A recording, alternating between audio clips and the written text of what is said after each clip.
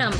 கழக பொதுச் செயலாளர் அன்னியார் பிரேமலதா விஜயகாந்த் அவர்கள் தலைமையில் கிருஷ்ணகிரியில் ஆர்ப்பாட்டம்.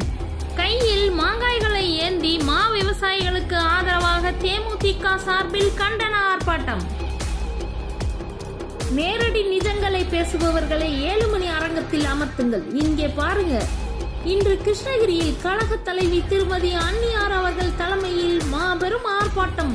மா விவசாயிகளுக்கு ஆதரவாக தேமுதிக தொண்டர்களும் மக்களும் பெருமளவு திரண்டு ஆதரவு தந்ததை பாருங்கள்.